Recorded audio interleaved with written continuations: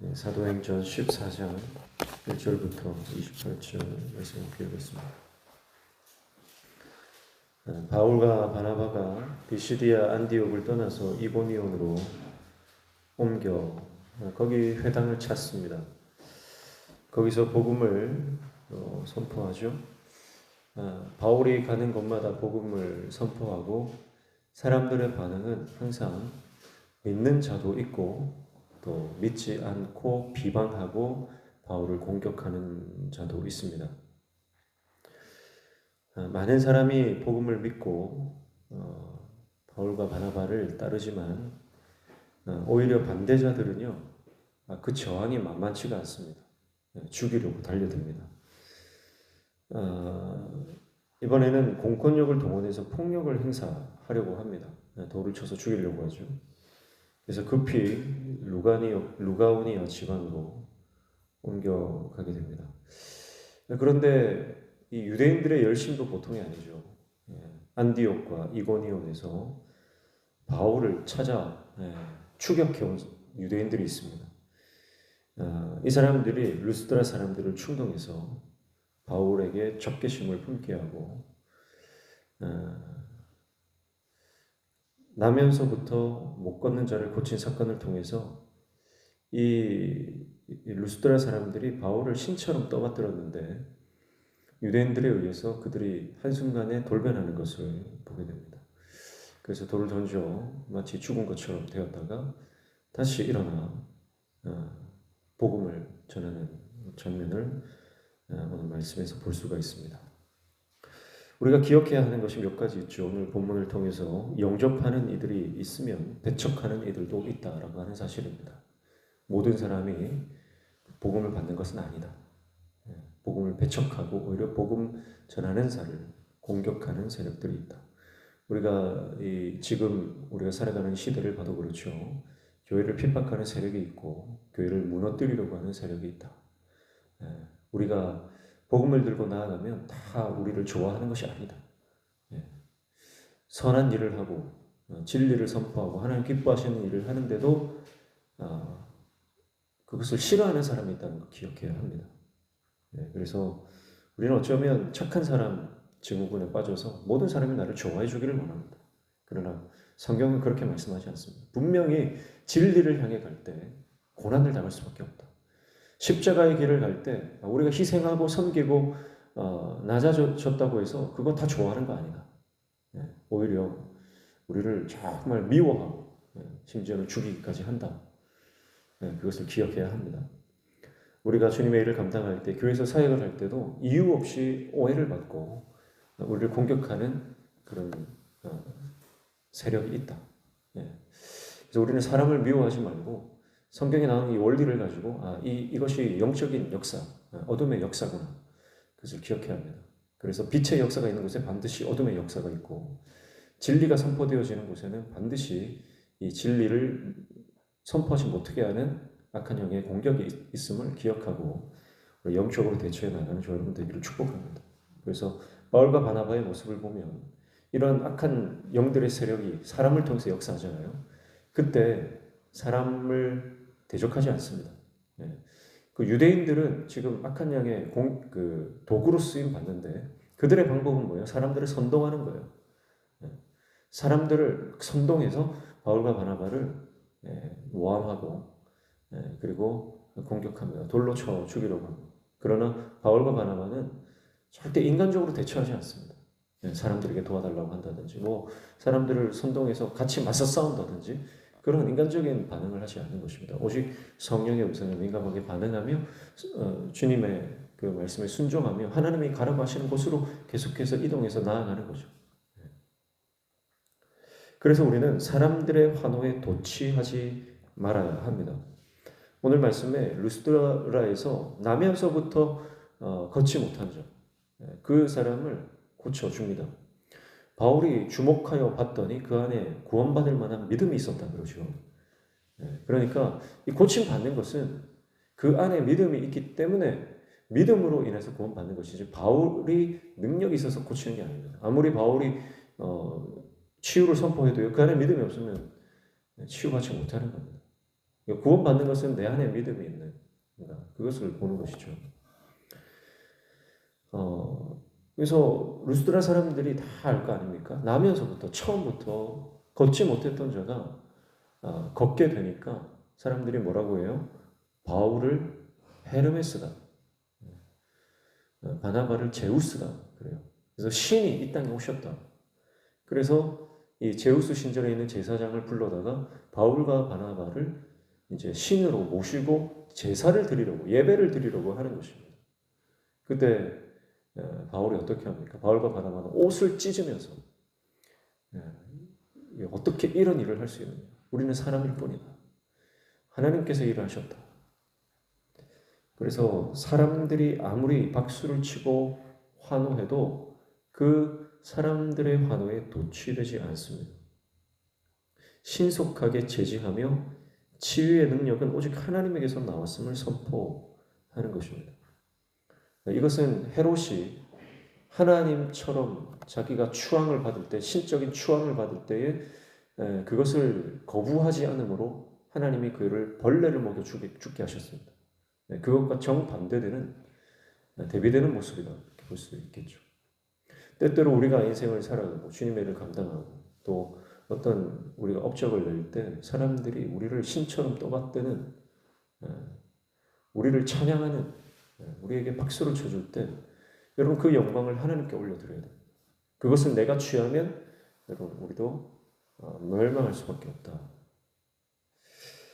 그런데 바울과 바나바는 그 사람들의 박수에 절대 심취되지 않았습니다. 교만하지 않았다는 거죠.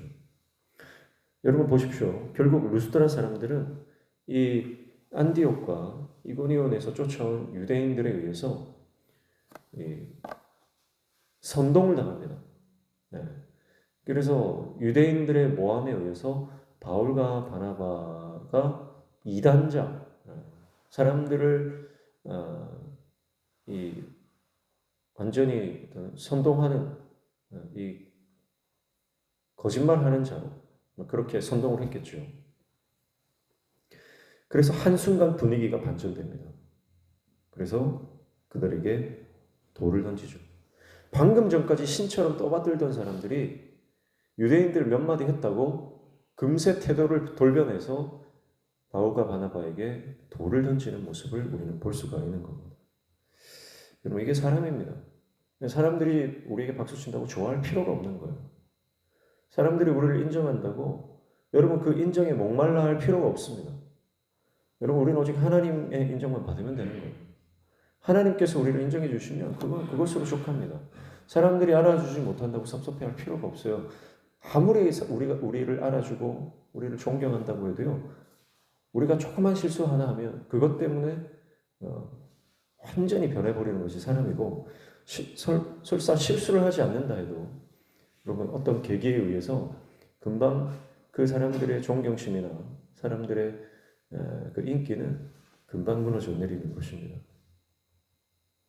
그래서 사람들이 아무리 환호한다고 해도 우쭐을 대지 말고, 사람들이 인정하지 않는다고 해도 낙담하지 말고 오직 하나님 바라보며 주님의 사명을 겸손히 감당하는 저와 여러분 되시기를 축복합니다. 그래서 우리는 하나님에 대한 갈망을 가지고 살아가야지, 사람에 대한 갈망을 가지고 살아가면요, 사람에 대한 갈망은 바닷물과 같아서 만족함이 없습니다. 사람에 대한 갈망은 만족함이 없어요. 오직 예수 그리스도만이 우리의 갈급함을 채워주시는 줄로 믿습니다. 그렇게 돌에 맞아서 사람들이 죽은 줄 알았어요. 돌에 맞아서 산 사람이 없거든요. 바울이 완전히 죽은 것처럼 심장이 뛰지 않았겠죠. 그러니까 이거 이제 죽었구나. 그래서 성 밖으로 내어 던집니다. 그런데 성 밖에서 바울이 기적적으로 다시 살아납니다. 툴툴 털고 일어나서 바울이 하는 행동을 보십시오. 어떻게 합니까? 다시 성으로 들어가는 겁니다. 그리고 다시 복음을 전하는 겁니다. 이게 복음의 능력이죠. 바울은 이미 죽을 각오를 했습니다. 아니, 이미 그는 주님 안에서 죽었습니다. 그러니까 죽었다 살아나도 다시 복음 전하는 거예요. 삶의 목적이 분명하기 때문에 그렇습니다. 삶의 목적이 너무나 명확하고 분명하기 때문에 그는 복음 전하는 것 외에는 관심이 없습니다. 그는 하나님 나라 확장하고 많은 사람들에게 예수 그리스도를 증거하는 것, 자기가 핍박하고 자기가 죽였던 그 예수. 이제 내가 그분을 전하는 것만이 내가 지금까지 살아왔던 과거의 실수와 과거의 잘못과 죄악을 만회하는 유일한 길이라는 것을 사도 바울은 압니다. 그래서 오로지 복음, 오로지 말씀 전하는 것, 거기에만 그의 모든 인생을 걸었습니다. 죽을 각오를 했습니다. 그러니까 죽다 살아나도 다시 복음 전하는 겁니다. 그들을 던졌던 그 성으로 다시 들어가는 겁니다. 그리고 다시 핍박했던 그 지역들을 계속 돌아가면서 다시 되돌아가면서 그 안에 세워진 교회들, 그 안에 세워진 성도들을 다시 케어하고 그들에게 격려하며 교회를 점검하는 일들을 하면서 다시 안디옥으로 돌아가는 것입니다. 죽을 각오를 하면 주님을 위해서 내가 죽어지면 두려울 것이 없는 것입니다. 그러나 내 생명 부지하려고 내가 이 땅에서 좀 잘 먹고 잘 살려고 하는 그 목표를 가지고 우리가 인생을 살아간다면 여러분 조그만 상황에도 벌벌 떨고 두려워할 수밖에 없는 것입니다. 각 지역을 돌면서 장로들을 세웁니다. 그리고 그들에게 환난을 견디려고 당부를 하고 있습니다. 22절 보십시오. 제자들의 마음을 굳게 하여 이 믿음에 머물러 있으라 권하고 또 우리가 하나님의 나라에 들어가려면 많은 환난을 겪어야 할 것이라 하고 23절 각 교회에서 장로들을 택하여 금식 기도하며 그들이 믿는 주께 그들을 위탁하고 그렇게 말씀합니다. 리더들을 세우고 교회를 향해서 죽음을 각오해라는 거야. 환난을 견디라는 거야. 예수 믿는 것의 본질이 뭐냐? 그거 환난이다. 예수 믿는다고 잘 먹고 잘 산다 그렇게 말하지 않습니다. 예수 믿는다고 성공한다 그렇게 말하지 않습니다. 예수 믿으면 너의 인생이 이제 윤택하게 될 거야. 풍성하게 될 거야. 그렇게 말하지 않습니다. 믿음의 본질에 대해서 말합니다. 예수님 믿는 건 고난당하는 것이야. 교회를 지키고 교회를 세우고 하나님 나라를 위해서 내가 쓰임 받으려면 환난을 각오해라. 죽음을 각오해라. 왜 이렇게 말할 수 있습니까? 그가 그 삶을 살았기 때문입니다. 사도 바울이 그 환난을 견디며 죽음을 통과하는 그 삶을 살았기 때문입니다. 사랑하는 성도 여러분, 우리가 복음의 본질, 십자가의 길입니다. 우리가 그리고 그 십자가의 길을 걸어가야만 우리가 그 길을 가라고 우리 후배들에게, 우리 자녀들에게 이렇게 부탁하고 격려할 수 있는 것이죠.